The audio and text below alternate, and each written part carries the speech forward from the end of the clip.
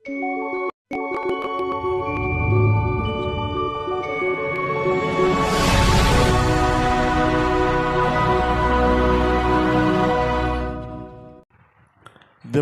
మరొక్క సమయము మీ అందరితో కలిసి మరి దైవవాక్యాన్ని పంచుకునే అవకాశం ఇచ్చున్నారు. అందరి బట్టి ప్రభువారికి స్తోత్రములు చెబుతున్నాను.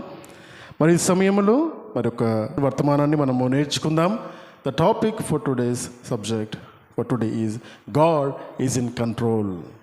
God is in control. దేవుడు సమస్తమును తన ఆధీనములో ఉంచుకుని ఉన్నాడు. ఆలోచన చేద్దాం. ప్రపంచాన్ని మనం ఒక్కసారి తేరి చూస్తున్నట్టయితే ఏం జరుగుతుందంటే రష్యా ఉక్రెయిన్ మధ్యలో వార్ జరుగుతుంది. ఇజ్రాయిల్ మరియు హమాస్ మరి ఇరాన్ మధ్యలో యుద్ధాలు జరుగుతున్నాయి. మరి ట్రంప్ మరి యుఎస్ఏ నుండి మరి మిగతా దేశాలన్నిటి పట్ల టారిఫ్ రిలేటెడ్ ఎన్నో మరి విషయాలు జరుగుతున్నాయి. బ్రిక్స్ అని మరి బ్రిటన్ మరియు రష్యా మరి ఇండోనేషియా, ఇండియా మరి ఈ కంట్రీ చైనా, ఈ కంట్రీస్ అన్నీ కలిసి ఒక వేరే కొత్త కరెన్సీని ప్రారంభించడానికి ఆలోచన చేస్తున్నారు. భారతదేశ పౌరులను మా దేశం నుండి వెళ్ళిపో అని చెప్పేసి మరి వెళ్ళిపోండి అని మరి న్యూజిలాండ్ దేశము, ఆస్ట్రేలియా దేశము, మరి కొంత భాగం యొక్క మొన్న బ్రిటన్ దేశము, మరి వాళ్ళందరూ కూడా మరి ఇండియన్స్ మరి పాకిస్తాన్ అందరూ కూడా మైగ్రెంట్స్ వెళ్ళిపోండి మా దగ్గర నుండి, మీరు మా సంస్కృతిని మా ఉద్యోగాలు మాకు ఇవ్వండి అని మరి ఎన్నో మరి గొడవలు జరుగుతున్నాయి. అనేక చోట్ల భూకంపాలు జరుగుతున్నాయి. అనేక చోట్ల మనుషులు రోగాలతో చచ్చిపోతున్నారు. సరైన మరి వైద్యం అందక ఎంతోమంది ఎన్నో దేశాలు పాడైపోతున్నాయి. రైట్? ఆలోచన చేస్తున్నప్పుడు ఇవన్నీ చూసినప్పుడు మన దేశం ఆలోచన చేసుకుంటున్నప్పుడు ప్రత్యేకంగా మైనారిటీస్ పట్ల దేశము చూపిస్తున్న వివక్షత గురించిన మరి విషయం మనకు కనబడుతుంది. మరి క్రైస్తవుడైనా, ముస్లిమైనా, సిక్కువైనా, ఇంకేదైనా మరి దేశంలో ఉండడానికి నీ అర్హత లేదు అన్నట్టుగా మరి అనేక సందర్భాల్లో గడిచిన 10 సంవత్సరాలలో ఇటువంటి ఎన్నో విషయాలు మనకు కనబడుతున్నాయి. ఒక ఆందోళనకరమైన పరిస్థితి ప్రపంచవ్యాప్తంగా ఉంది. ప్రపంచవ్యాప్తంగా అనేక దేశాలను పరిపాలిస్తున్న పరిపాలకులు నియంతల్లాగా మారుతున్నారు. ప్రజాస్వామ్యముగా ఉన్న అనేక దేశాలు ఇప్పుడు నియంత చేత లేదా మొనార్కిజం, కింగ్షిప్ లాగా మారడానికి అడుగులు వేస్తూ ఉన్నాయి. మరి ఇవన్నీ మనము ఆలోచన చేసుకుంటున్నప్పుడు సామాన్యమైన వ్యక్తులుగా ఉన్నవారము, సామాన్యమైన జీవితాన్ని జీవిస్తున్న మనము ఆలోచించవలసిన ఆలోచన విధానము ఏంటి అని ఆలోచిస్తే దేవుడు చెప్పే ఒకే ఒక మాట, ఐఎమ్ ఇన్ కంట్రోల్. చాలాసార్లు మనం అనుకుంటాం, నా జీవితము నా చేతిలో లేదు, నేను అనుకున్నది నా జీవితంలో ఏది సాధించలేకపోతున్నాను, ఎంత నీతిమంతుడిగా బ్రతకాలన్నా శోధనలు నన్ను ఏం చేస్తున్నాయి, కుదిమేస్తున్నాయి. ఎంత పవిత్రమైన జీవితాన్ని బ్రతకడానికి మంచివాడిగా ఉండాలనుకుంటే నన్ను హేళన చేస్తూ నన్ను ఏం చేస్తున్నారంటే నన్ను ట్రాప్ చేస్తున్నారు, పనికిమాలిన వారిగా చూస్తున్నారు, అజ్ఞానిగా ఎంచుతున్నారు అని అనేక సందర్భాల్లో అనిపిస్తూ ఉంటుంది. క్రైస్తవుడిగా నువ్వు జీవిస్తున్నప్పుడు నీ జీవన విధానంలో, జీవన ప్రయాణములో నీతిమంతుడిగా బ్రతకడము అంటే చేతగాని వాడిగా బ్రతికేలాగన మనము దాన్ని మనమే మార్చాం. క్రైస్తవం ఆ విధమైన ధోరణిలో వెళ్తుంది. అర్థమవుతుందా? ఈ విధమైన ఆలోచన విధానంలో ఉంటున్నప్పుడు కూడా క్రైస్తవుడు ఆలోచించవలసిన ఆలోచన విధానము, విశ్వాసం అంటే ఏంటి అని తెలుసుకుని ఆలోచన చేస్తే ఆ విశ్వాసం నీకు ఏం చేయాలి? యోబు గ్రంథంలో మాట్లాడతాడు, నీ విశ్వాసము నీకు ధైర్యం ఇవ్వట్లేదా అంటాడు. ఈరోజు ప్రశ్న అదే, మన విశ్వాసము మనకు ధైర్యం ఇస్తుందా? ఏమని విశ్వాసము, ఏ విశ్వాసము, ఎవరి మీద విశ్వాసము, ఎందుకు విశ్వాసము? ఒక్క మాట చూసుకుందాం. కీర్తన గ్రంథంలోని 46వ కీర్తన 10వ వచనాన్ని ఒక్కసారి చదువుదాం. ఊరకుండుడి, నేనే దేవుడునని తెలుసుకొనుడి, అన్యజనులలో నేను మహోన్నతునగుదును, భూమి మీద నేను మహోన్నతునగుదును, సైన్యములకు అధిపతికి యెహోవా మనకు తోడై ఉన్నాడు, యాకోబు యొక్క దేవుడు మనకు ఆశ్రమై ఉన్నాడు. ఏమంటున్నాడు ప్రభువారు ఇక్కడ? ఊరకుండుడి, ఊరకుండుడి. Stand still or be still. Stillness అంటే తెలుసా? స్టిల్నెస్, స్టిల్నెస్ అన్న మాట విన్నారా? ఊరకుండడం అన్న మాట ఎప్పుడన్నా తెలుసా? మనం వాడము ఎక్కడ కూడా వాడము. ఏమనమంటే ఉండు, ఏం కాదు ఉండు. మామూలుగా ఇంట్లో ఉన్న బ్రూనోకి చెప్తాం అది మాట. ఎవరైనా మేము వెళ్ళగానే సంతోషంతో వాడు ఏం చేస్తాడు? గంతులు వేస్తుంటాడు, అవునా, మీద పడుతుంటాడు కదా, కొరుకుతుంటాడు అంటాం. కూల్ కూల్ కూల్ కూల్ అంటే మాట అంటాం. ఉద్రేకభరితమైన సమయాల్లో అనేక సార్లు మనమందరం కూడా ఊగిపోతున్నప్పుడు, అప్పుడు కూడా ఏమో జ్ఞానవంతులు, ఎక్స్పీరియన్స్ ఉన్న వాళ్ళు మీ పక్కన ఉంటే ఏమంటారంటే కూల్. దేవుడు చెబుతున్న మాట అది. Be still, ఊరకుండుడి. ఊరకుండుడి అంటే నా జీవితం ఏమైపోతుందో, ఈ పరిస్థితులు, ఈ స్థితిగతులు నన్ను ఏం చేస్తాయో, నా మర్యాద ఏమైపోతుందో, నా బ్రతుకు ఏమైపోతుందో, నా పిల్లలు ఏమైపోతారో, నా కుటుంబం ఏమైపోతుందో, నా ఉద్యోగం ఏమైపోతుందో అని ఒక్కసారి నా అప్పుల బాధలు అన్నింటి జ్ఞాపకం చేసుకుంటూ ఒకరోజు కూడా నిద్రపోరు. ఏమైపోతుందో ఏమైపోతుందో ఏమైపోతుందో అని ఆలోచన చేస్తూ భయపడుతూ ఉన్న, బ్రతుకుతున్న అనేక మంది బిడ్డలకు దేవుడు చెబుతున్న మాట బీ స్టిల్. ఊరకుండుడి, ఊరకుండుడి. ఊరకు ఉండడం అంటే ఏ పని చేయకుండా ఉండడం కాదండి. ఊరకుండా ఉండడం అంటే ఆందోళనకరమైన పరిస్థితులు నీ జీవితంలో అనేకముగా వస్తున్నా కూడా నా దేవుడు నాకున్నాడు, నన్ను నడిపిస్తున్నవాడు ఆయనే. ఆయనకు నచ్చినది నా జీవితంలో ఏముందో అది తను చేసుకుంటూ పోతాడు. అది నాకు నష్టం కలిగించినా, నాకు మంచి జరిగినా, నాకు చెడు జరిగినా, నేను అనుకున్నది అనుకున్నట్టుగా జరిగినా, నేను అనుకున్నది అనుకున్నట్టుగా జరగకపోయినా కూడా గాడ్ ఈజ్ ఇన్ కంట్రోల్. ఆయన సమస్తాన్ని తన ఆధీనంలో ఉంచుకుని ఉన్నాడు. ఆ విశ్వాసము రావాలని కోరుకుంటున్నాడు దేవుడు అన్న మాట చూద్దాం. ఒక మంచి మాట చూద్దాం. మంచి మాట ఇది 115వ కీర్తనలో 3వ వచనం. మా దేవుడు ఆకాశమందున్నాడు, మా దేవుడు ఆకాశమందున్నాడు, తనకు ఇచ్చ వచ్చినట్లుగా సమస్తమును ఆయన చేయుచున్నాడు. చాలా మంచి మాట కదా, మంచి మాట. అంటే he does what he pleases. He does what he pleases. తను ఏం చేయాలని నిశ్చయించుకుంటాడో ఆయన దాన్నే చేస్తాడు. నువ్వు అడిగిందని చేయడు. ఆయనకి ఏం కావాలో చేస్తాడు. మన జీవితంలో మనకు కావలసి మనకు దొరుకుతున్నాయి అంటే, మనం అనుకున్నట్టుగా మన జీవితం కొనసాగుతుంది అంటే, మన జీవితం వచ్చిన సంపాదన, సంతోషము, కుటుంబము, పిల్లలు ఇవన్నీ ఉన్నాయి అంటే నువ్వు ఇచ్చేయించావు, ఆయన కూడా ఇచ్చేయించాడు. నువ్వు కోరుకున్నావు, ఆయన కూడా కోరుకున్నాడు. అది కాబట్టే జరిగింది. అనేక సందర్భాలలో మనం బాధపడుతూ ఘోషపడుతూ నా జీవితంలో ఎటు వెళ్ళాలని ఆలోచన పడుతున్నప్పుడు ఒక మాట గుర్తు చేసుకోవాల్సిన ఏంటంటే God is in control. God is in control. ఒకసారి ఆలోచన చేయండి. మనం జీవించిన జీవితాన్ని ఒకసారి గడిచిన జీవితాన్ని జ్ఞాపకం చేసుకుంటే ఎన్నో మంచి కార్యాలు చేసుంటాం, ఎన్నో తప్పుడు కార్యాలు కూడా చేసుంటాం. మంచి కార్యాలు చేసాము, తప్పుడు పనులు చేసుంటాం, పాపాలు చేసుంటాం, నిందలు చేసుంటాం. ఈరోజు అవన్నీ కూడా సమస్తము సమకూర్చబడి, మంచైనా చెడైనా సమస్తము కూడా సమకూర్చబడి ఈరోజు మనం మేలుకై జరిగాయి. అన్నీ కూడా ఒక తప్పు చేసినందుకు నేను ఈరోజు పాఠం నేర్చుకున్నాను. ఒక ఇబ్బందుల కొలువులో నేను వెళ్ళాను గనుక ఈరోజు సంతోషానికి విలువ నాకు తెలిసింది. ఒకనాడు ఒక వ్యక్తిని నేను నిందించాను, ఈరోజు నన్ను ఎవరు నిందించినప్పుడు నాకు అది గుర్తు వస్తుంది. కాబట్టి మన జీవితంలో చేసే ప్రతి మంచి, చెడు, తప్పు అన్నీ కూడా సమకూర్చబడి ఏ విధంగా ఉంటుందంటే we call this as synergy. Synergy అంటే ఏంటంటే ఒక వ్యక్తి పని చేస్తే ఒక వ్యక్తిలో ఉన్న సామర్థ్యం వచ్చే అంత పని అవుట్పుట్ మనకు వస్తుంది. ఒక్కొక్క వ్యక్తి, ఇద్దరు వ్యక్తుల్ని సపరేట్గా పని చేపిస్తే ఒక్కొక్క సామర్థ్యంలో ఉన్న ఆ సామర్థ్యంలో ఎంత ఉందో అంత మట్టుకే అవుట్పుట్ అనేది బయటకు వస్తుంది. అది ఇద్దరు కలిసి పనిచేస్తే ముగ్గురి పనితనం వస్తుంది అంటారు. దాన్ని సినర్జీ అంటారు.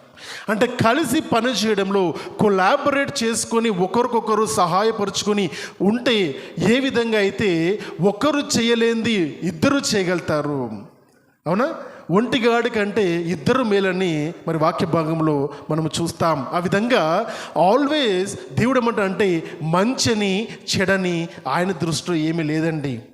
మనకు మంచి మనకు చెడని మనకుంది, కానీ ఆయన దృష్టిలో మంచిని చెడని కాదు, అన్నిటిని ఒకేలాగా చూసుకొని పాఠాలు నేర్పిస్తాడు నీ జీవితంలో. ఆయన తనకు నచ్చినది తన జీవితంలో తనకు నచ్చిన తన ఆలోచన విధానాన్ని మన జీవితం పట్ల నెరవేర్చబడడానికి ఇవన్నీ పాఠాలుగా దేవుడు ముందుకు నడిపిస్తుంటాడు. కానీ దేవుడు కోరుకున్నది ఏంటంటే నన్ను నీవు ఆ విధంగా కొలుసుకుంటున్నావా? ప్రార్థన చేయవలసి ప్రత్యేకంగా క్రైస్తవుడు చేయవలసిన ప్రార్థనలు ఏంటివంటే, దేవా నేను వెళ్తున్న మార్గము నాకైతే సరిగ్గా కనపడలేదు, కానీ you are in control, you are in control.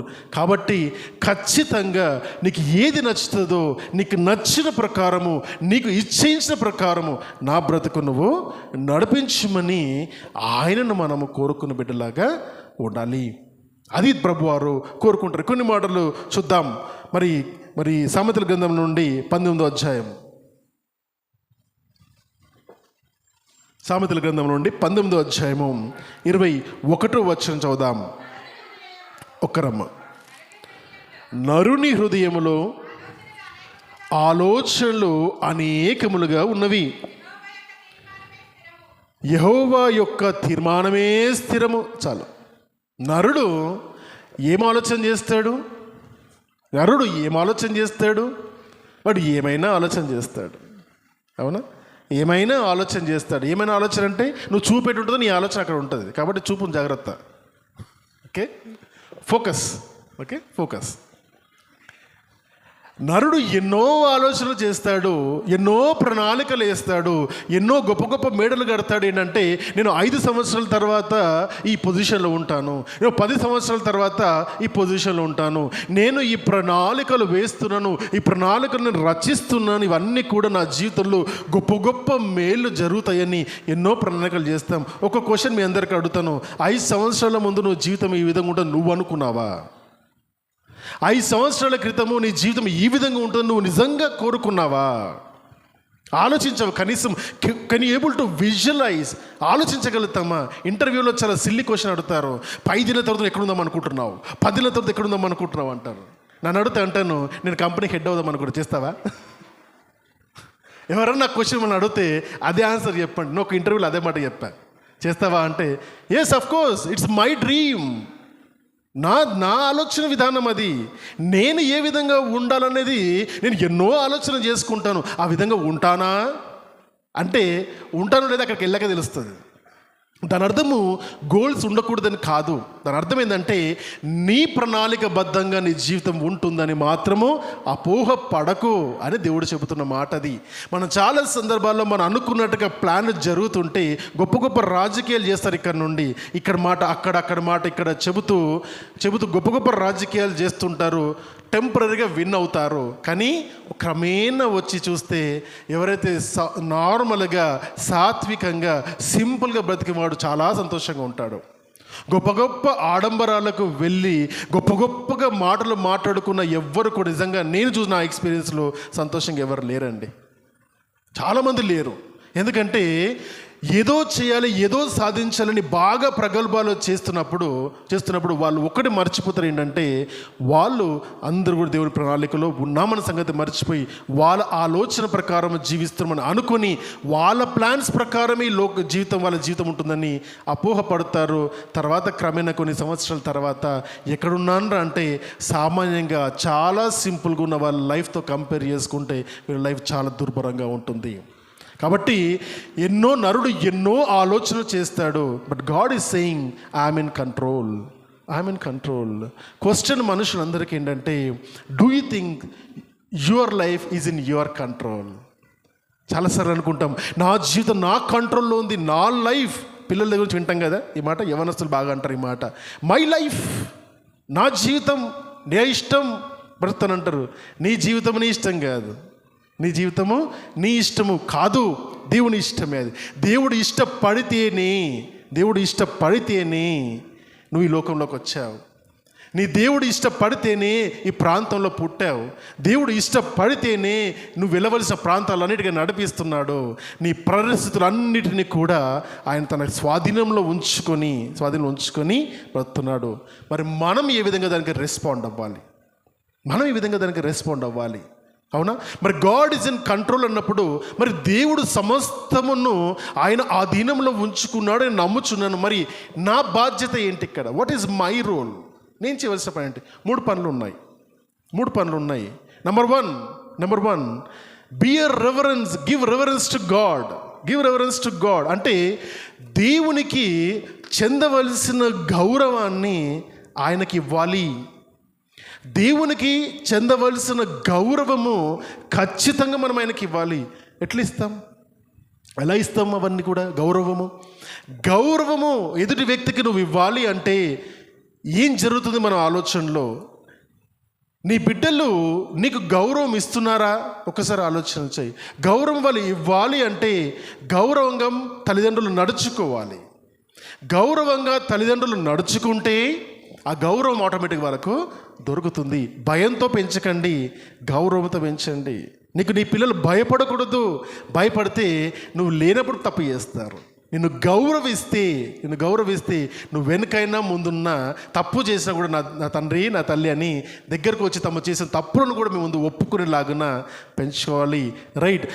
నీ ఎదుటివాడికి మనం చూస్తూ లోకంలో ఎదుటివాడికి గౌరవం ఇస్తున్నప్పుడు నీ పొజిషన్ని బట్టి నీకు గౌరవం ఇస్తారేమో. కొంచెం నువ్వు బాస్ అనో, నువ్వు సీనియర్ అనో, నువ్వు పెద్దదానివను, నువ్వు పెద్దవాడివను, నీ డిజిగ్నేషన్స్ బట్టి నీకు గౌరవం ఇస్తారేమో. My dear friends, I'm telling you, the old saying, respect is earned.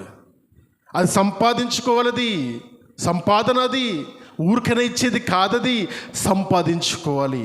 లోకములో అయినా మరి తోటి వ్యక్తుల దగ్గర అయినా ఇంటి కుటుంబంలో అయినా కూడా అది సంపాదించుకోవాలి.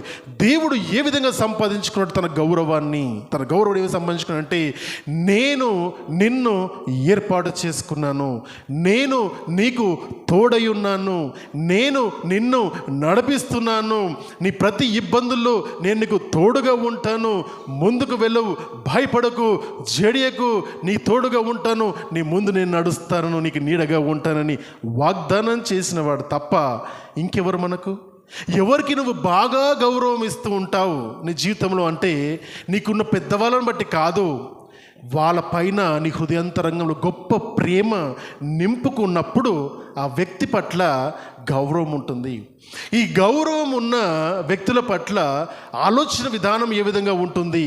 ఆలోచన విధానం ఏ విధంగా ఉందంటే, వాళ్ళు మనల్ని మందలించిన ఆ మందలింపులో ఆంతర్యాన్ని వెతుకుతావు. కోపము రాదు, వ్యతిరేక భావము రాదు, వాళ్ళపైన తిరస్కారము రాదు, ఏం చేస్తున్నావు, ఏం చూస్తున్నావు అన్న ఆలోచన రాదు. అది రెవరెన్షిప్, గౌరవము. దేవునికి మనం ఇవ్వాల్సిందంటే ఆ గౌరవము. దేవుడు అంటాడు, దేవుడు కొన్ని భక్తుడు మాట్లాడుతూ దావీదు భక్తుడు అంటాడు, దేవా నీవు నా జీవితంలో చేసిన ఉపకారాలను బట్టి నేను ఏమి చెల్లించగలను? అవునా? మరి నాకు మొదటిగా పుట్టిన నా కుమారుని నీకు ఇచ్చేయాలా? మరి ఏడాది దూడలను ఇవ్వాలా? అంటే 1000 దూడలు ఇవ్వాలా? ఏమి ఇవ్వాలి నేను? ఆఖరిగా అర్థమైందేవా, నువ్వు ఏమి కోరుకుంటావు అంటే విరిగి నలిగిన మనస్సును కోరుకుంటావని, ఏమిచ్చి నేను గౌరవించాలని ఆలోచన చేస్తున్నాడు. దావీదు భక్తుడు దేవుని సన్నిధిలో గొప్ప కార్యాలు చేశాడు. గొప్ప విశ్వాస వీరునిగా ఎదిగాడు. తన హృదయంలో ఒక ఆలోచన వచ్చింది, గొప్ప ఆలోచన వచ్చింది. ఏమని ఆలోచన వచ్చింది? నేను నా దేవుని కొరకు గొప్ప మందిరాన్ని కడతాను. సొలొమోను ఆలోచన కాదది, దావీదు ఆలోచన. గొప్ప మందిరం నా దేవుని కొరకు కడతా అంటే, what are you talking David? మనుషులు చేసే హస్తకృత్యములో నివసించువాడను కాను నేను. ఆకాశమున సింహాసనము, భూమిన పాదపీఠము.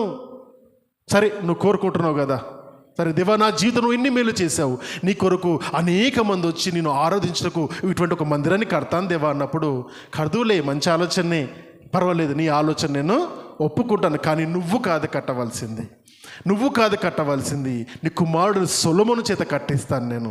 ఎందుకంటే నీ చేతులు రక్తహృస్తములైపోయినాయి, రక్తముతో నిండిపోయిన ఎన్నో యుద్ధాలు చేసి అనేక మంది హతమార్చిన హస్తాలను ఇయ్యి, కాబట్టి నీకు అర్హత లేదు. What it David's response? దావీదు ఒక రెస్పాన్స్ ఏ విధంగా దేవునికి ఉందంటే అక్కడ గౌరవం కనబడుతుంది. Thank you lord.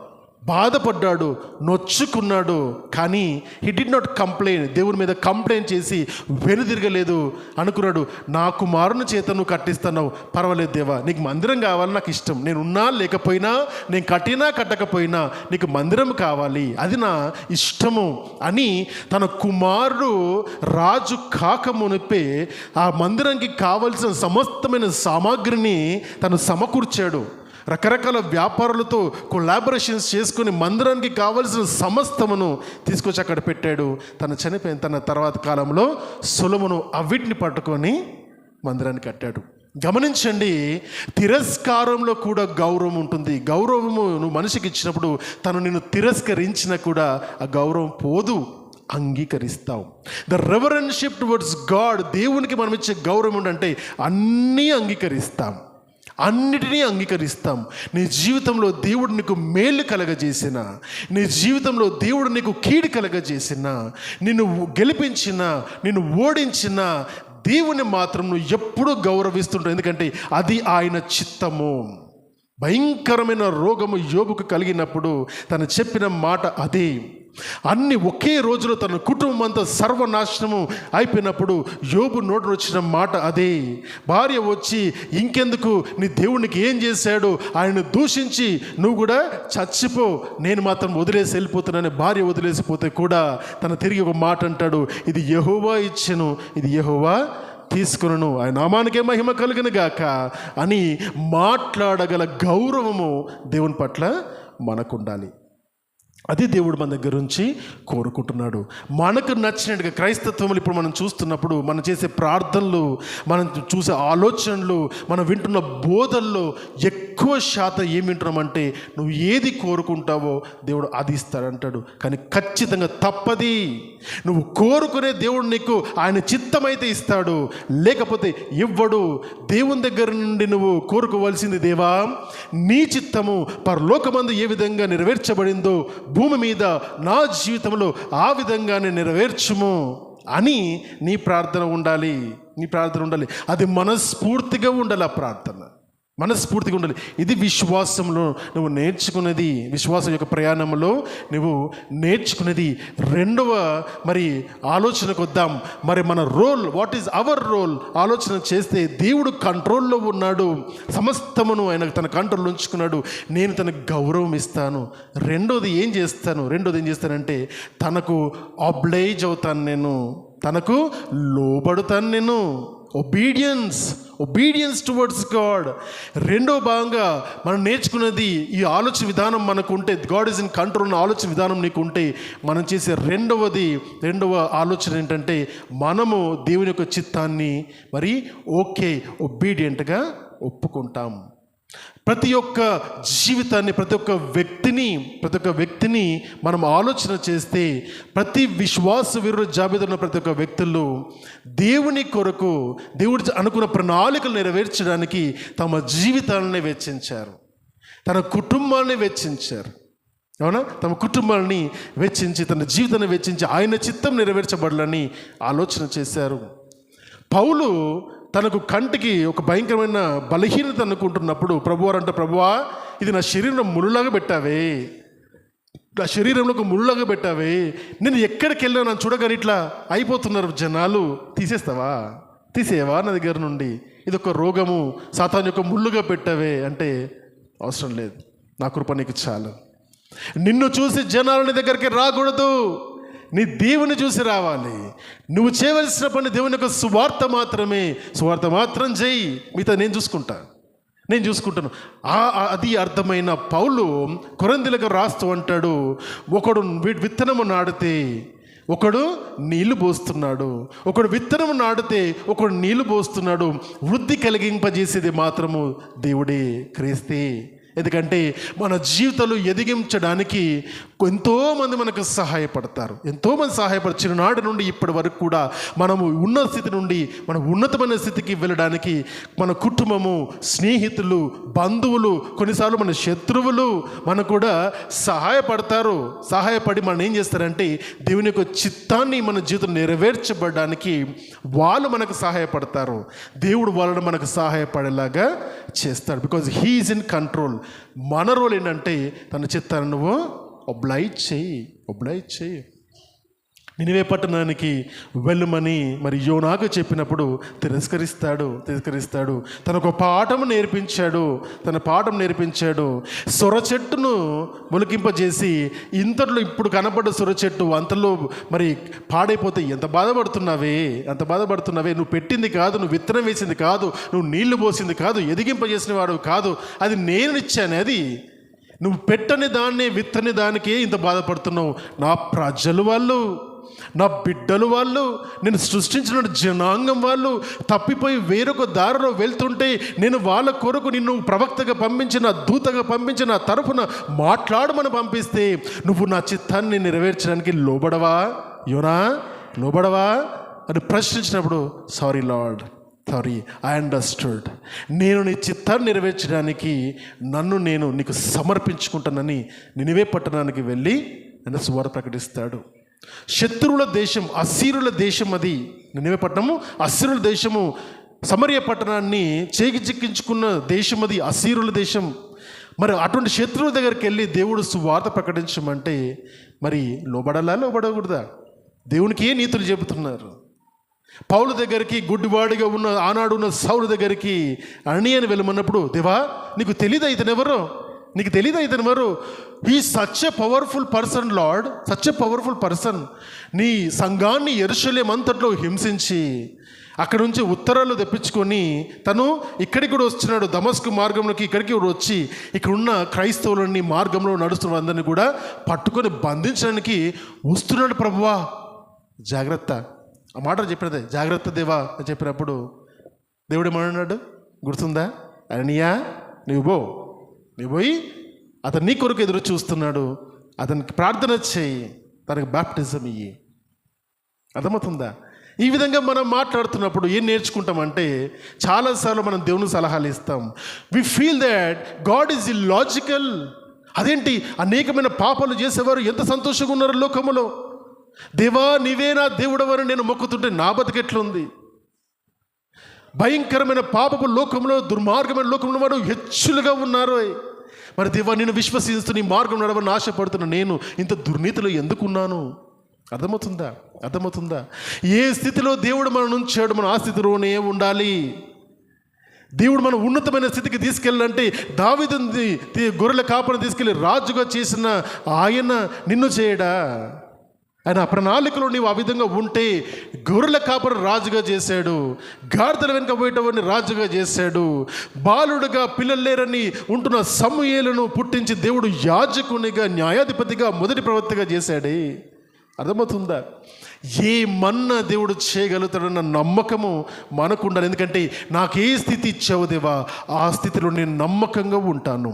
అది బలహీనమైన స్థితియా, బలవంతుడిగా ఉండే స్థితియా, దరిద్రుడిగా ఉండే స్థితియా, బానిసగా ఉన్న స్థితియా, సంపన్నమైన స్థితియా, ఏ స్థితిలో నన్ను ఉంచావో ఆ స్థితిలో నమ్మకంగా ఉంటాను. ఆ నమ్మకంగా వాళ్ళలోనే ఉన్న వాళ్ళకి దేవుడు గొప్ప గొప్ప కార్యాలు చేస్తాడు.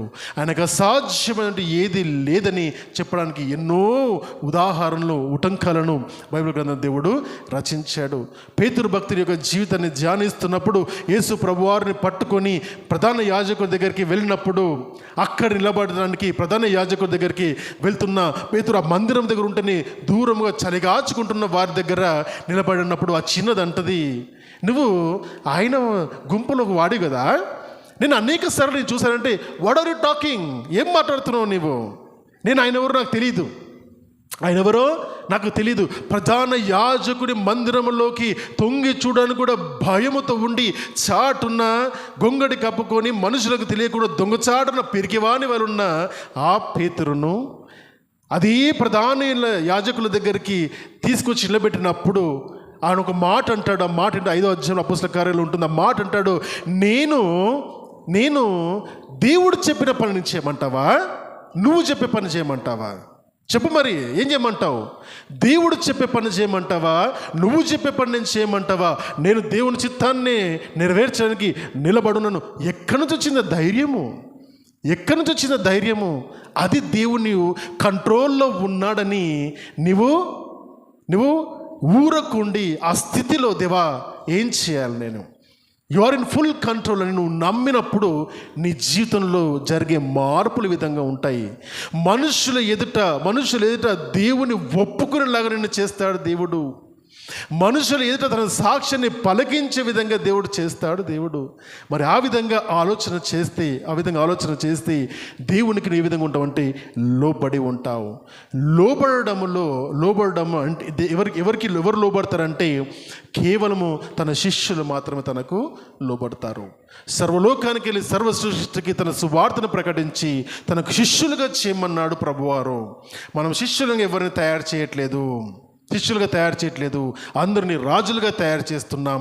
తన శిష్యులు అందరూ కూడా క్రీస్తు కొరకు హతసాక్షులయ్యారు. ఇప్పుడున్న క్రైస్తవంలో ఎంతమంది హతసాక్షులుగా మారగలుగుతారు? ప్రశ్న. ఇప్పుడున్న క్రైస్తవంలో, ఇప్పుడు వాక్యాలు వింటున్న క్రైస్తవ సమాజంలో ఎంతమంది క్రీస్తు నమ్మిన బిడ్డలు క్రీస్తు కొరకు నిలబడి హతసాక్షులు అవ్వడం కూడా సిద్ధపడే హృదయం వాళ్ళలో ఉంది. అది కేవలము దేవుని యొక్క ఆత్మ కలిగి ఉన్న వారు మాత్రమే, గాడ్ ఈజ్ ఇన్ కంట్రోల్ అని నమ్మిన వారు మాత్రమే చేయగలిగే పని అది. నిలబడిన వారు పడిపోకుండానట్టుగా జాగ్రత్తగా చూచుకునుడని మరి పౌలు భక్తుడు కొరింథీయులకు రాసిన పత్రికలో రాస్తున్నాడు. నిలబడిన వాడు పడిపోకుండా ఉండటకు జాగ్రత్త పడాలంటే ప్రతి దినము దేవుని యొక్క చిత్తానికి నువ్వు అప్పగించుకోవాలి. Obedience is important. చాలా సందర్భాలలో ఒబీడియంట్గా ఉండము. ఒబీడియన్స్ ఎక్కడి నుంచి వస్తుందంటే చెప్పిన పని చెప్పినట్టుగా, చెప్పిన విధానంలో, చెప్పిన సమయానికి చేయగలిగే వ్యక్తులుగా మనము ఉండాలి. వాక్య భాగము నిన్ను పరిశుద్ధునిగా ఉండమని చెబుతుంటే ఖచ్చితంగా పరిశుద్ధిగానే ఉండాలి. అతను ఉన్నాడా, ఈమె ఉన్నదా అని ప్రశ్నించడానికి అర్హత లేదు. ఒబీడియన్స్లో, లోబడడంలో ప్రశ్నలు ఉండవు. లోబడంలో కన్ఫ్యూజన్ ఉండదు. దేవుడు నన్ను ఇక్కడ నుంచి అక్కడ దూకమంటే వెళ్ళి దూకాలి అంతే. నేను కింద ఉన్నారా ప్రభు ఎవరన్నా అని అడగొద్దు. నేను దేవుని యొక్క సువార్తను ప్రకటించడానికి దర్శనం ద్వారా ఉన్న విలియం కేరీ తన దర్శనాన్ని చూసుకొని వెళ్ళిపోయాడు భారతదేశానికి. అంతే. వెళ్ళిపోమంటావు? అదేవా, వెళ్ళిపోతాను. అర్థమవుతుందా? అనేక దేశాల నుండి వచ్చిన మిషనరీస్ ఎవరు కూడా ఇక్కడ వచ్చి డబ్బు సంపాదించలేండి. వాళ్ళ పేరు చెప్పుకొని మనోళ్ళు సంపాదించుకుంటున్నారు డబ్బులు. కానీ వాళ్ళు ఎవ్వరు డబ్బులు సంపాదించారు. చూడండి, భారతదేశంలో ఉన్న చర్చిలు, గొప్ప గొప్ప చర్చిలు కానీ, ఎడ్యుకేషన్ ఇన్స్టిట్యూషన్స్ కానీ, మెడికల్ ఇన్స్టిట్యూషన్స్ కానీ, కాలేజెస్ కానీ, ఓల్డ్ ఏజ్ హోమ్స్ కానీ, the concept is from Christianity. ఆ కాన్సెప్టే క్రైస్తత్వం కాన్సెప్ట్. అది అంతకుముందు ఎక్కడుండి ఇవన్నీ కూడా అర్థమవుతుంది. భారతదేశంలో మాత్రమే కాదండి, ప్రపంచ దేశాలలో ప్రభువారు నేర్పించిన మార్గంలో నడిచిన వారందరూ కూడా కేవలం వారి కొరకు బతకలేదు, కానీ ప్రభు వారి కొరకు మరణించిన విధానాన్ని జ్ఞాపకం చేసుకుని ఇక్కడ నుండి క్రీస్తు కొరకు నేను ఏమి చేయగలుగుతాను ఆలోచన చేస్తే, క్రీస్తు కొరకు నువ్వు ఏమి చేయగలుగుతావా, ఎదుటి వాడికి పనికొచ్చే బిడ్డగా నువ్వు బతుకు. అదే నువ్వు క్రీస్తు కొరకు బతికే విధానము. చాలామందికి సీక్రెట్ తెలియక స్వార్థపరితమైన జీవితంలో వాళ్ళు జీవిస్తూ వాళ్ళ జీవితాన్ని సంతోషంగా మార్చుకోవడానికి ఎదుటి వారిని దోచుకోవడం కూడా సిద్ధపడుతున్నారు. ప్రలోభ పెట్టి కూడా ధనాన్ని ఆర్జిస్తున్నారు. అనేక మంది ఉన్నారు ఈరోజు. వాళ్ళ వల్లనే క్రైస్తత్వానికి మచ్చ. వాళ్ళ వల్ల అనేక మంది త్యాగపూరితంగా చేసిన త్యాగాలకు విలువ లేకుండా పోయింది. అభాండాలు వేస్తున్నారు మనుషుల పైన. గమనించండి, మిషనరీస్ కానీ ఇవన్నీ పెట్టినప్పుడు వాళ్ళ సొంత ఆస్తులను తీసుకొచ్చి ఇక్కడ పెట్టారు. వాళ్ళ డబ్బంతా తీసుకొచ్చి దేశంలో పెట్టారు. వాళ్ళ దేశము కాదు, వాళ్ళ ప్రజ కాదు, వాళ్ళ సమాజం కాదు, వాళ్ళ కులము కాదు, వాళ్ళ మతం కాదు. కేవలము దేవుని యొక్క ప్రేమ వారిని నడిపించింది. ఎందుకంటే దేవా, నన్ను ఈ స్థితిలో ఉంచావు, నన్ను మరి ఏ స్థితికి నేను వెళ్ళాలని ప్రార్థన చేసినప్పుడు దేవుడు ఆలోచనకి ఇస్తాడు. మనందరం చేయవలసిన ప్రార్థన అదే. ఈరోజు నన్ను ఈ స్థితిలో ఉంచావు దేవా, ఈ స్థితిలోని నేను ఏ విధంగా బలంగా ఉండగలుగుతాను, ఈ స్థితిలో నీకు గొప్పగా ఏ విధంగా బ్రతకగలుగుతానని ఆలోచన చేయాలి. That is called obedience. నీకు ఎన్ని రకాల పరిస్థితులు ఎదురైనా, ఓటములు ఎదురైనా, శోధనలు ఎదురైనా కూడా నోటి నుండి రావాలి చెప్పవలసిన మాట, God is in control. God is in control. గడిచిన వారంలో మనం చూసాం, ఇంతకు సాక్ష్యం చెప్పాను నేను. God is in control. భయంకరమైన వర్షం ఉదయకాలం పడుతున్నప్పుడు it is very common for everybody to feel that అసలు ఈరోజు ప్రోగ్రామ్ జరుగుతుందా, అట్టర్ ఫ్లాప్ అవుతుందా అని అనేక మంది మదిలో ఆ ప్రశ్న వచ్చుంటుంది. కానీ ఒక్కసారి ఆలోచన చేయాలేదంటే అది ఎవరి పని? మన పని. మనము అనేక మంది కొంతమంది అన్యజనుల ద్వారా వాళ్ళ సంతోషం కొరకు మందిరానికి వెళ్ళేవారు కామండి. మందిరం వెళ్ళేవారం కాదు, మన సంతోషం కొరకు మందిరానికి వెళ్ళమండి. మనం దేవుని సంతోషపెట్టడానికి వెళ్తాం. దేవుని కృతజ్ఞతతో ఆయన పూజించడానికి ఆయన సన్నిధికి వస్తాం. కాబట్టి దేవా, ఇది నీ పని. మిమ్మల్ని పూజించడానికి, మిమ్మల్ని మహింపరచడానికి అనేక మందికి మేము ఈ సన్నిధికి వస్తున్నాం. మరి ఈ పని నీది, మీరు జరిగించుకున్న పనిని, ఇది ఆ పని మీరు జరిగించుకోండి. తన చిత్తానికి వదిలిపెట్టి నేను చేయవలసిన పని నేను చేస్తాను, దేవుడు చేయవలసిన పని ఆయన చేస్తాడని, మనము చేయవలసిన పని కేవలము ఆయన చిత్తానికి లోబడడం మాత్రమే. ఆ లోబడడం కనుక అర్థమైతే ప్రతి సమయం అందు కూడా నువ్వు ఏ విధంగా ఉంటావు అంటే ఆందోళన చెందవు, చంచల మనస్కులై ఉండము, ఐక విచారాల చేత నీవు ఉండవు, సంతోషంగా ఉంటావు. పడక మీద వెళ్ళి పడుకోగానే నీకు నిద్ర వస్తుంది. ఆ స్థితి కనుక నీకు ఉంటే దేవుడు కంట్రోల్లో ఉన్నాడని నమ్ముతావు. నువ్వు చేయవలసిన పని నువ్వు చేయి. ఆందోళన చెందకుండా, చింతించకుండా ఆయన పైన ఆధారపడి ఆ విశ్వాసము మనకుందా ఒకసారి మనము పరిశీలించుకోవాలి. మూడవ భాగంగా గాడ్ ఈజ్ ఇన్ కంట్రోల్. మన రెస్పాన్స్ అంటే అప్లికేషన్ ఆఫ్ ఫెయిత్. దేవుడు నాకు ఆయన గౌరవం ఇస్తున్నాను, ఎందుకంటే ఆయన సమస్తము చేసిన వాడు. నేను గౌరవం ఇస్తున్నాను ఆయనకు. ఆయన చిత్తము నా జీవితంలో నెరవేర్చబడాలని ఆయన చిత్తానికి నేను లోబడుతున్నాను. So what next? The practical application of faith. దేవుడు నాకు ఇచ్చిన బాధ్యత సర్వలోకానికి వెళ్ళి సర్వ సృష్టికి సువార్త ప్రకటించడము. నేనే దేవుడని చెప్పిన దేవుని మనస్ఫూర్తిగా అంగీకరించడము. నిన్ను వల్ల నీ పొరుగువారిని ప్రేమించమని చెప్పిన విధంగా ఎదుటివాడిని ప్రేమించడము. ఎదుటివాడు నీకు ఏ విధంగా ఉపయోగపడతాడని ఆలోచించకుండా ఎదుటి వ్యక్తికి నేను ఏ విధంగా ఉపయోగపడతానని ఆలోచించడము. సంస్కరణలు చేయడానికి ఆలోచించడము. ఎదుటివారు పడిపోతున్న స్థితి నుండి వారిని పైకి లేపడానికి నా వంతు బాధ్యతను చేయడానికి ప్రేమతో, సమాధానంతో, ఐక్యతతో, దేవుని పైన ఉన్న ఆలోచనతో, విశ్వాసంతో సమాజంలో నువ్వు ఒక ప్రత్యేకమైన వ్యక్తి ఉండడానికి ఆలోచన చేయడము. అందుకని క్రైస్తవం గురించి మాట్లాడేటప్పుడు, క్రీస్తు గురించి మాట్లాడేటప్పుడు ఏమంటారంటే ఇది పక్కకు పడేసిన జనాంగం కాదు, ప్రత్యేకమైన జనాంగము. అందరిలో ఉంటూ నువ్వు ప్రత్యేకంగా ఉండగలుగుతావా? అందరి మధ్యలో ఉంటూ నీ ప్రత్యేకతను, క్రీస్తును ఉందున్న నీ ప్రత్యేకతను చూపించి నువ్వు ప్రాక్టికల్గా నేను క్రీస్తుని నమ్మాను అందుకని నా బ్రతికి విధంగా ఉంది అని నువ్వు బ్రతికి చూపించగలుగుతావా? సువార్త చెప్పడం అంటే కేవలం ప్రకటించడం కాదండి. సువార్త చెప్పడం అంటే కేవలం ప్రకటించడం కాదు. ఒకవేళ ఆ ప్రకటించాలని ఆలోచిస్తే మనం అవసరమే లేదు ఇక్కడ వచ్చేదానికి. ఎందుకంటే టీవీలు, రేడియోలు, ప్రపంచవ్యాప్తంగా యూట్యూబ్లు ఎన్నో రకాలుగా సువార్త బయటకు వెళ్తుంది. మరి క్రీస్తు సువార్త ప్రకటించడం అంటే కేవలం చెప్పడం కాదు. ఆ విశ్వాసుల సమూహంలో దేవుని సన్నిధికి వచ్చి ఆయన మహింపరిచేలాగా ఉండి మన బ్రతుకులను మార్చుకొని మన బ్రతుకు ద్వారా క్రీస్తుని సంతోషపెట్టే విధంగా ఉండడము అసలైన సువార్త ప్రకటించడము. నీ నోటితో నీ సువార్త ప్రకటించకు, నీ బ్రతుకుతో సువార్తను ప్రకటించు. క్రీస్తు ఎవరే ఉన్నారు, క్రీస్తు నా దేవుడని నిన్ను వచ్చి ప్రశ్నించినప్పుడు క్రీస్తు నాలో ఉన్నాడు, నా యందున్న దేవుడు. ఎందుకంటే నాలో నుండి బయటకు వస్తున్న ప్రేమ, సమాధానము, దేవుని పట్ల ఉన్న ఆదరణ, మనుషుల పట్ల ఉన్న ఆదరణ, ఇవన్నీ కూడా నాలో ఉన్న క్రీస్తు నా యందుండి బ్రతికిస్తుండని నీ ప్రవర్తన చేత నువ్వు తీసుకున్న నిర్ణయాల ద్వారా క్రీస్తుని ప్రకటించు మిత్రమా. ఆ విధంగా క్రీస్తుని ప్రకటించే ఆలోచన విధానం ఎప్పుడు నీకు వస్తుందో తెలుసా?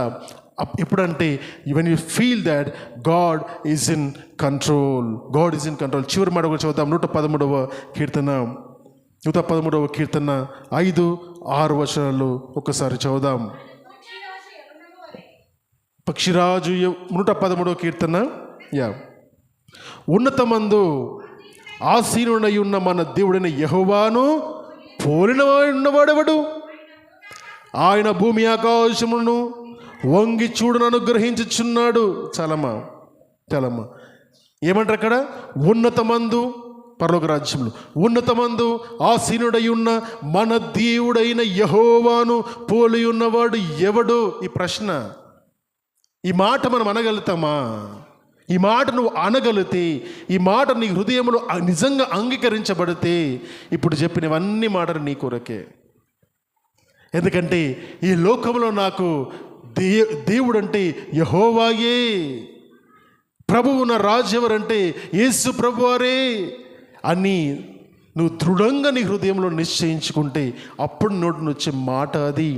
అప్పుడు నీ నోటి నుండి వచ్చే మాట అది. కేవలము దేవుని పైన ఆధారపడి ఉన్న భక్తులు మాత్రమే చెప్పగలిగే మాట అది. ఉన్నతమందు ఆసీనుడై ఉన్న మన దేవుడైన యెహోవాను పోలి ఉన్న వాడు ఎవడు? God is in control. ఆలోచన చేద్దాం. దేవుడు సమస్తమును సృష్టించినవాడు, నిన్ను సృష్టించినవాడు, నీ బ్రతుకును సమస్తమును తెలిసినవాడు, నువ్వు ఏ స్థితిగతులు ఉన్నావో అన్నీ ఎరిగినవాడు, నువ్వు వెళ్తున్న మార్గం తెలుసు, నువ్వు ఆలోచించే ఆలోచన తెలుసు, నువ్వు తీసుకున్న నిర్ణయాలు తెలుసు, సమస్తం ఆయనకు తెలుసు. ఆయనకు తెలిసే జరుగుతున్నాయి. కాబట్టి మన పని చేయవలసిన, దేవా నీవు నా జీవితాన్ని నీ కంట్రోల్లోకి తీసుకున్నావు. I want to give my control in to your hands. మన జీవితాన్ని మన చేతి నుండి కాకుండా తన చిత్తానికి అప్పగించి నువ్వు ఏ విధంగా నన్ను బ్రతికించాలనుకుంటున్నావు ప్రభువా, బ్రతికించు. నేను నన్ను గౌరవిస్తాను, నీ మాటలకు నేను ఒబీడియంట్గా ఉంటాను, లోబడతాను, నువ్వు చెప్పిన పనిని నేను చేస్తాను. ఈ 3 విధాలుగా దేవుని యొక్క శక్తిని, దేవుని యొక్క మన పట్ల తనకున్న ఆ కంట్రోల్ని మనం ఆలోచన చేసుకుందాం. You are not alone. ఒంటరిని కాదు మనము. దేవుడు మన పక్షంగా ఉన్నాడు. మనకు విరోధి ఎవడు? ఈరోజు మనకు వచ్చే ప్రశ్న, దేవుడు నీ పక్షంగా ఉన్నాడని నమ్ముతున్నావా? కేవలం నామకార్థంగా ప్రభువారు నమ్ముతున్నావా? ఎందుకని ఇంత సీరియస్ మెసేజ్ నువ్వు కనుక వింటూ ఇంకా మన హృదయంలో ఈ మాట యొక్క విత్తనం కనుక పడకపోతే ఎప్పటికీ పడదు. జాగ్రత్త మై డియర్ ఫ్రెండ్స్. తేలికగా తీసుకునే మాట కాదు, చాలా సీరియస్గా తీసుకునే మాట. God is in control. నీ ప్రతి పరిస్థితిని ఎరిగిన దేవుడు అయినా, నీవున్న ఈ స్థితిని ఎరిగిన దేవుడు అయినా అడుగుదాం దేవుణ్ణి, God thank you are in control. నేనేం చేస్తానంటే ఎటువంటి భయంకరమైన స్థితి నా ముందు వచ్చినా కూడా నేను మాత్రము చంచలపడను, అధైర్యపడను. ఎందుకంటే ఇది నా ముందు నువ్వు తీసుకొచ్చావు. నేను దానికి ఏ విధంగా రెస్పాండ్ అవ్వాలో, దానికి ఏ విధంగా బదులు ఇవ్వాలో నీవు నాకు నేర్పిస్తావని ఆ సమయంలో కూడా ప్రార్థించే వ్యక్తిగా ఉండాలి. దానియేలు ప్రార్థించాడు సింహాల బోనులో, సింహాలు మధ్యలో ఉండి ప్రార్థన చేయగలిగాడు ఆయన. That is called stillness. అర్థమవుతుందా? షద్రక్, మెషక్, అబేద్నెగోలు 7 మరిగించిన నూనెలో పడి కూడా స్టిల్నెస్లో ఉన్నారు. ఎందుకంటే వారికి తెలుసు ఏదో ఒక రోజు ఈ ప్రాణం పోయేదే. కానీ ప్రాణం పోయేది ఒక పద్ధతిగా, విశ్వాసిగా, ఒక్క దేవుడై ఉన్న ఆయన నమ్ముకొని ఈ ప్రాణం ఉంటే ఎంత, పోతే ఎంత. దేవుడెవరో తెలిసి కూడా ఆయన విశ్వసించక, మరి ఆయన పైన విశ్వాసం ఉంచక, మిడిమిడి విశ్వాసము చేత, అల్ప విశ్వాసం చేత ఉంటే గనక జాగ్రత్త మై డియర్ ఫ్రెండ్స్, జాగ్రత్త.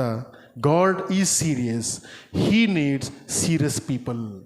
పొట్టు వంటి బతుకులు మనకు వద్దు. ఒక్క గాలివానకు కొట్టుకొని పోయి పొట్టు వంటి జీవితాలు మనకెందుకు? అటువంటి జీవితం మనం జీవించకుండా బంగారం వంటి పోతాను, వెండి వంటి పోతాను, విలువగల రాళ్ళ వంటి పోతాను నీ శరీరమును, నీ ఆత్మను, జీవితాన్ని కట్టుకోవాలని దేవుడు కోరుకుంటున్నాడు. ఆయనకు ఎదురుగా నిలబడేవాడు ఎవ్వరూ లేరు. అది మనం విశ్వసించినప్పుడు ఆయన ఖచ్చితంగా నీ జీవితంలో గొప్ప గొప్ప మేళ్ళు చేయడానికి ఇష్టపడతాడు. అటువంటి విశ్వాసం నీకుంటే నాతో పాటు కలిసి ప్రార్థన చేయి. నేను ఏ స్థితిగతులలో ఉంటున్నా, నా దేవుడు నాకు తోడుగా ఉన్నాడు, నేను భయపడను, నేను జడియను, because my god is with me. నా దేవుడు నాకు తోడుగా ఉన్నాడని విశ్వసించు. నీలోని విశ్వాసమును చూసి, నీలోని నమ్మకాన్ని చూసి ప్రభువారు మన జీవితాలు మారుస్తారు. సామాన్యులుగున్న అనేక మందిని అసామాన్యులుగా మార్చగలిగింది విశ్వాసము.